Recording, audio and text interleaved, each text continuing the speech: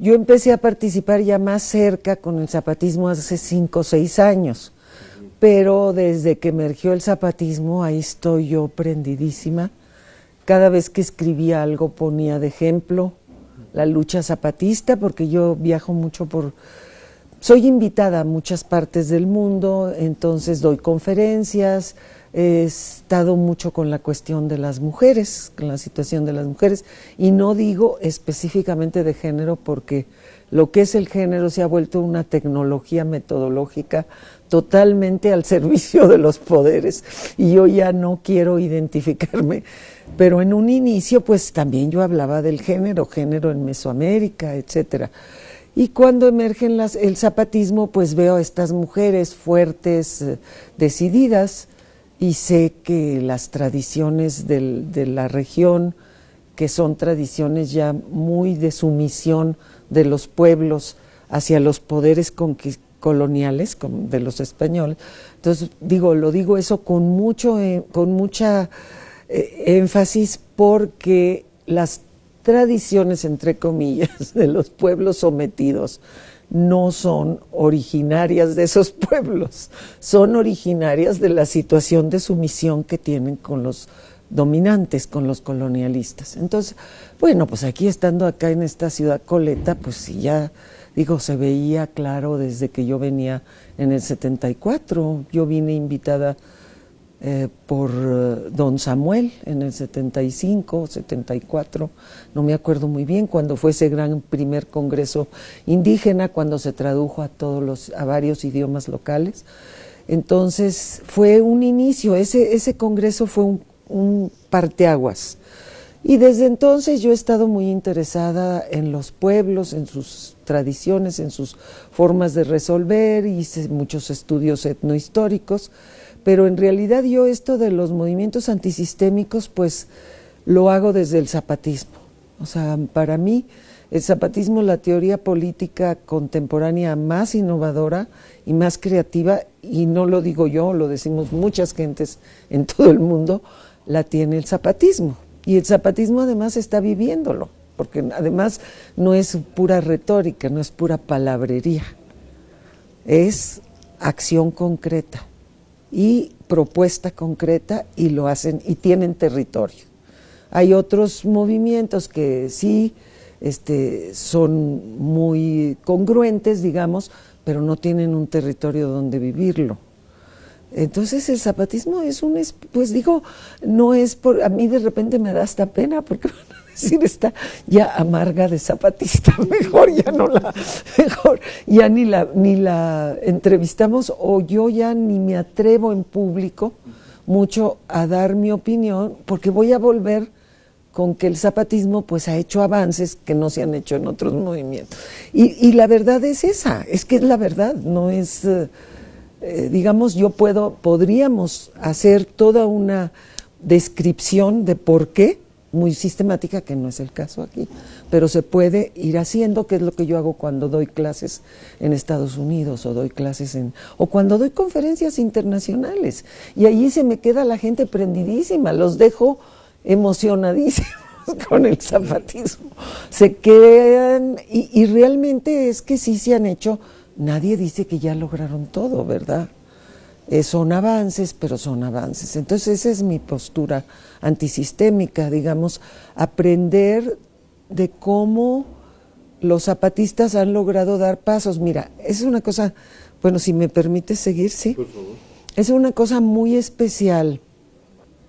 Por ejemplo, por años, los rituales, las creencias espirituales, digamos, de la cosmovisión mesoamericana eran consideradas por los izquierdistas, por la gente de izquierda, que estaba contra el capitalismo, que estaba luchando contra las injusticias materiales, consideraban, digo esto por la generación a la que yo pertenezco, entonces consideraban que todo lo que no fuera estrictamente una reivindicación económica era superestructural y era banal, y todo se iba a arreglando lo infraestructural, lo económico, y entonces había que luchar por eso. Incluso a las mujeres nos metían ahí.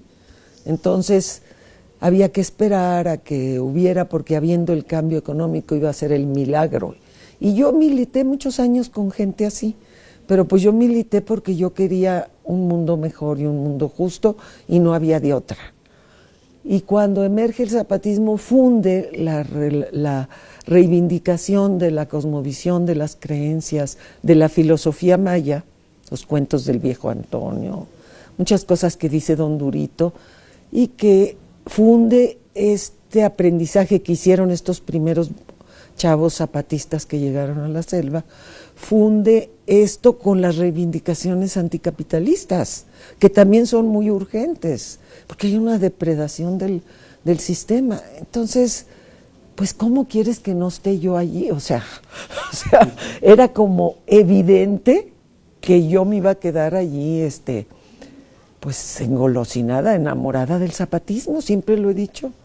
No digo que esté todo resuelto, yo sé que hay muchas broncas, yo puedo decir mil cosas que como dijo Mercedes ahorita, que hay muchos zapatistas que por sobrevivir, para comer, por cuestiones del estómago, dijo ella, tienen que dejar la lucha. Pues sí, pero llegaron 40,000.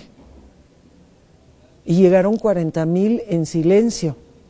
Y fíjate la astutez, porque es astucia política.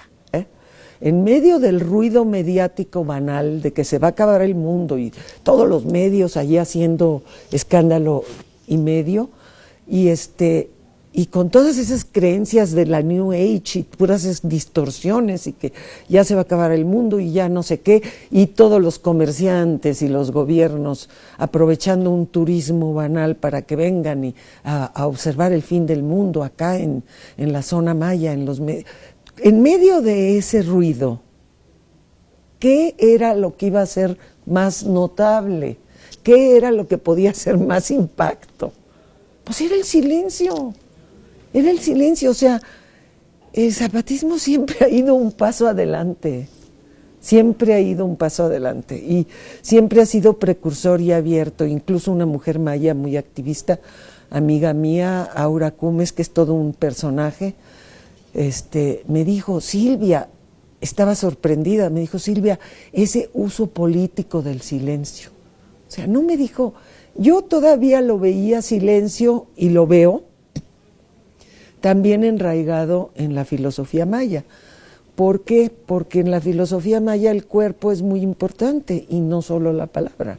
Y la palabra muchas veces no es tan importante como lo que dices con tu cuerpo, con los ritos, con las danzas, con el canto, con las ceremonias, o sea, todo eso es movimiento corporal y tú estás diciendo muchas cosas a través del cuerpo o con tu cuerpo o en tu cuerpo, que es como viven ellos. Eso es una herencia, yo digo, maya, de la filosofía maya. Entonces todavía ahí yo le meto esa otra interpretación, o sea, es decir, no necesitamos la palabra para hablar, para decir, para comunicar. Con el cuerpo comunicamos. Y toda mi ponencia, si la oyen, está fundamentada en eso. En qué nos dicen sin hablar. ¿Qué nos dijeron sin hablar? Nos dijeron muchas cosas, muchas cosas.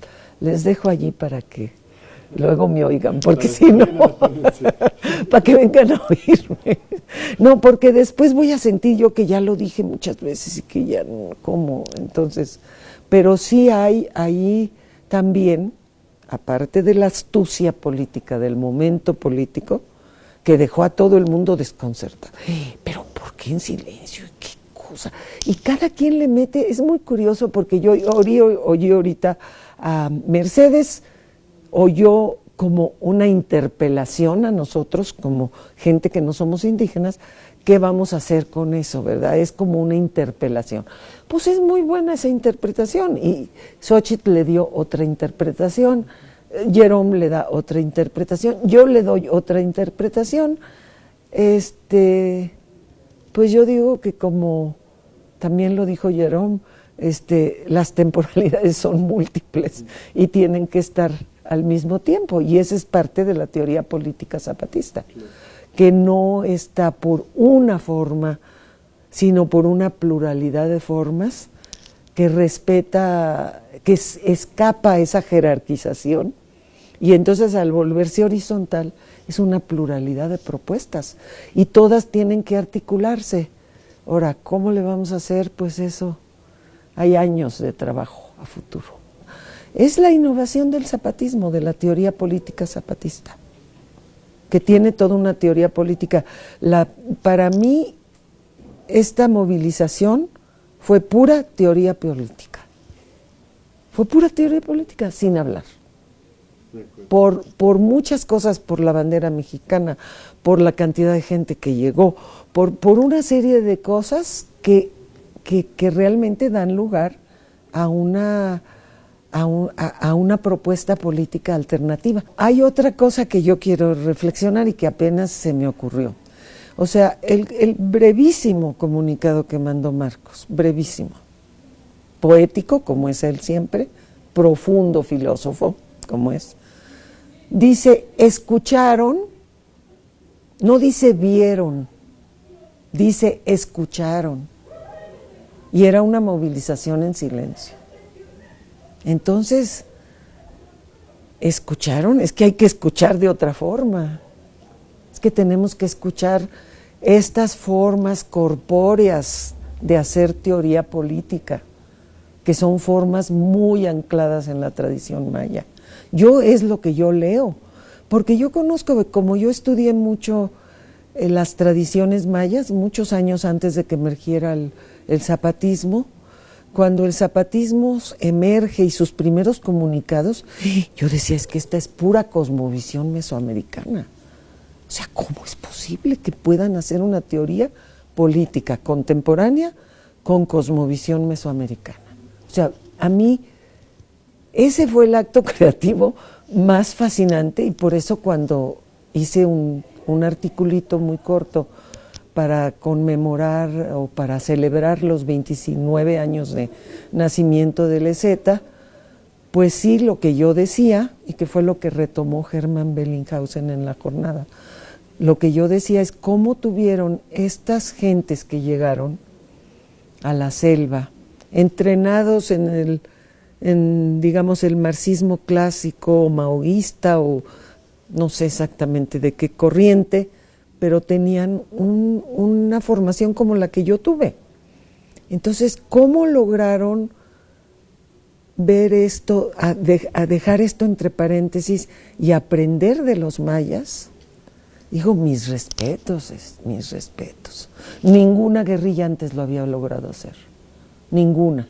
Y no sé qué tantas después, de repente me derrapan en la New Age, en la nueva era, y ya se echaron a perder. O sea, es que no saben lo que ha sabido hacer el pensamiento zapatista. No saben respetar las tradiciones, las creencias, la filosofía maya, y al mismo tiempo juntarla con una lucha anticapitalista, una crítica al capitalismo depredador, que no olvide ni una cosa ni la otra. ¿Cómo? Pues eso es un acto creativo extraordinario. Pues yo era etnohistoriadora, me leí todas las fuentes primarias para leer a ver dónde se contradecía Sahagún, porque decía que eran unos demonios, pero luego decía que eran unas cosas excelentes. Entonces había que meterle a esas fuentes primarias, había que meterle una interpretación dialógica, que es toda una metodología específica dentro de la historia, de la historia académica, del método académico histórico. ¿Qué quiere decir eso? Que estableces un diálogo, porque son dos lógicas. Entonces la lógica de Sahagún era una lógica de evangelizador, de conquistador, de colonizador, de cristianizador, que tenía que limpiarles la cabeza a los indios para que creyeran en Dios como ellos lo concebían los católicos. Entonces, allí había una tensión interna en los textos, porque al mismo tiempo los franciscanos eran extraordinarios, bueno, yo considero extraordinarios, sobre todo Sahagún, porque al mismo tiempo querían bien a los indios y también los sorprendió la civilización, también los entusiasmó la civilización mesoamericana. Entonces, entre que tenían que pasar, porque su texto pasó 40 y tantos años antes de que se tradujera la historia de las Indias de la Nueva España, la historia de las cosas de la Nueva España. Pasó 40 y tantos años antes de que Roma, el Vaticano, le permitiera traducirlas al español. Él recopiló todo en el idioma local, sabía hablar náhuatl. Entonces, sus asistentes recopilaron las historias antiguas de los viejos sabios. Entonces, luego quería traducirlos y no lo dejaban, y casi lo ponían en la Inquisición, casi era culpable. ¿Me hiciste una ceñita? No. Ah, bueno. Entonces, ya casi al borde de morir, le dieron autorización. Yo digo, bueno, todos esos que eran unos demonios y que hacían no sé qué, pues era para que la Inquisición permitiera que se tradujera su texto. No era porque él considerara que eran unos demonios, sino él tenía un interés en las poblaciones locales. También Durán en menor cantidad, pero todos estos primeros frailes evangelizadores pues recopilaron un material valiosísimo. Ahora, lo que es sorprendente es que, por ejemplo, yo hace, ¿qué será? 5, 6 años, 7 años, me pidieron que diera un taller a promotoras de salud zapatistas. No les voy a decir dónde, porque era así muy, que no se sabía dónde era, ni era muy de adentro, ¿no? Entonces dije yo, ¿qué les puedo dar a estas mujeres? Les di una síntesis de Sagún, de todo lo que Sagún dice en los 11 libros sobre las curaciones, la medicina tradicional. Y sorprendentemente, si uno lee Sagún, hay en cada capítulo algo que tiene que ver con la curación, con las curaciones espirituales, adivinatorias, de todas estas curaciones.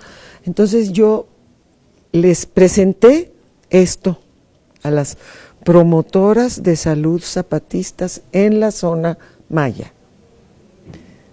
No saben casi cada técnica de medicina tradicional que venía en Sagún de 1540 y tantos, me decían que había en sus comunidades una técnica curativa sumamente similar, sumamente semejante. Entonces, yo me acuerdo que yo por tonta, yo de investigadora, ¿verdad? Y por favor, ¿de qué comunidad? Y luego vinieron a decirme, no puedes estar haciendo esas preguntas, no puedes estar preguntando los nombres. Yo decía, ¿cómo se llama usted? Yo investigadora, ¿verdad? Se me hacía que ya estaba haciendo otra investigación, pero pues pero lo que fue para mí sorprendente es ver en esta zona, en estos poblados a donde está el zapatismo instalado, ritos curativos, porque son ritos, porque era también mucha cuestión de rezar, de hacer rezar no en el sentido católico, sino en el sentido de oraciones, rituales que se repetían, y técnicas con los granos de maíz, con agua. Entonces, bueno, yo dije, pero ¿cómo es posible? Y pues eso, como no pude usar mi investigación, o sea, no pude escribirlo, pero me gusta poderlo compartir, porque entonces dices tú, bueno, pues Mesoamérica, pues sí era antes, pero también es hoy. Y cómo la pluralidad de temporalidades están en el presente, son del presente y son del pasado. ¿Y qué? ¿Quién dice que el pasado ya no está en el presente? O sea, ¿por qué tenemos ese concepto de tiempo lineal? Ese concepto de tiempo lineal no existe para los mayas. ¿Por qué? Hay que aprender a entender lo que está pasando adentro de ese concepto de temporalidad que tienen los mayas, para entender también a fondo el zapatismo y el movimiento antisistémico máximo para mí. Hay que entender y que hay muchos movimientos que, aunque no tengan territorio alrededor del mundo, en el nordeste de la India, por ejemplo, puedo pensar que yo he contactado con muchos luchas locales de los nagas, de otros pueblos de por ahí, que están haciendo y que están también instalados en otras temporalidades, y que entonces ¿cómo los vas a reducir, los vas a colonizar para que quepan en tu temporalidad única, jerárquica y lineal? Pues no.